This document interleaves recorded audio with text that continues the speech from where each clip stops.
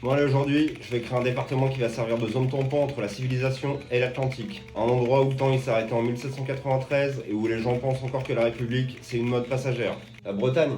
Mais non, tranquille Pierrot, j'ai arrêté avec ces conneries, tu sais très bien. Non, je suis en train de créer la Vendée là.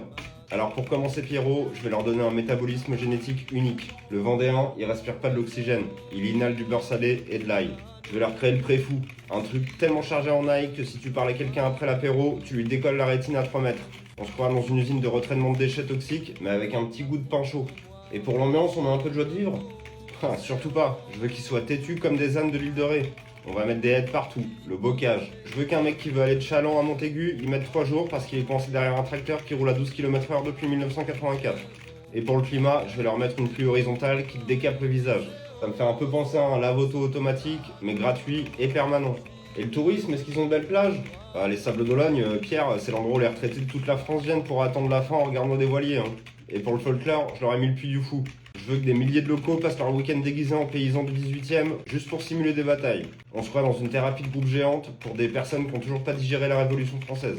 Ah là là, je voulais créer une province calme et maritime, et finalement, j'ai fait une enclave de fanatiques du jambon moguette qui vivent en autarcie dans des haies et qui reconstruisent des châteaux forts dès qu'ils s'ennuient le dimanche.